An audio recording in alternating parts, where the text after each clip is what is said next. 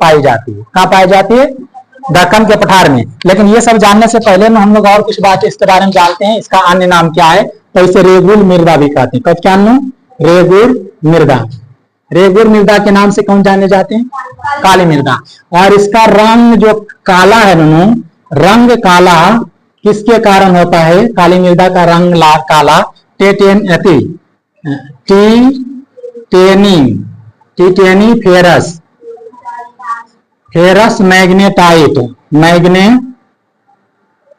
Magnetite के कारण, tetani ferrous magnetite के कारण इसका रंग क्या होती है? काला होती है।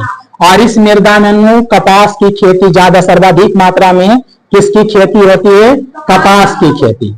किसकी होती है? कपास। और कपास की खेती ज्यादा होती है, सर्वाधिक मात्रा में किसकी खेती होती है? कपास की खेती अधिक की जाती है। इसीलिए इस मृदा को काली कपासी क्या कहा जाता है? काली कपासी मृदा भी कहा जाता है। काली कपासी मृदा किसे कहा जाता है? ठीक। और इसमें जल ग्रहण करने की क्षमता ज्यादा होती है। जल ग्रहण करने की क्षमता क्या होती है? ज्यादा होती है। ठीक। और ज्यादा होने के कारण इसमें बिना जुताई के भी खेती की जा सकती है। मतलब बिना सिंचाई के भी क्या की जा सकती है? खेती की जा सकती है। तो इसे कहते हैं स्वतः जोताई वाली मृदा भी। स्वतः जुताई वाली मृदा भी कहते हैं। किस मृदा को? काली मृदा को।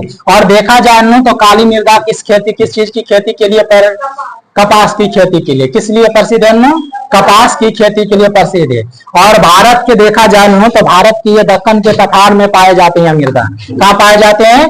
भारत के दक्कन के पठार में पाए जाते हैं। और सबसे अधिक देखा जाए दक्कन के पठार इस एरिया को कहते हैं। ठीक। तो दक्कन के पठार में सबसे ज्यादा काली मृदा महाराष्ट्र के क्षेत्र में देखने को मिलता है। किस भारत के कौन सी राज्य में काली मृदा सर्वाधिक मात्रा में पाई जाती है? तो महाराष्ट्र।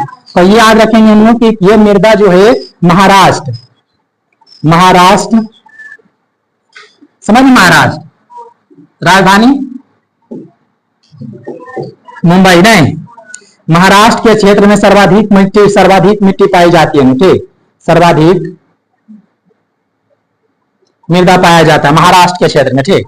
अब आगे देखेंगे यूरोप में देखा जाए इस मृदा को कहता है चेर। यूरोप में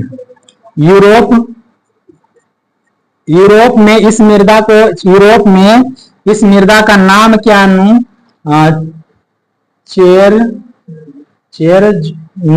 चेरनोजम के नाम से जाना जाता है। चेरनोजम किस नाम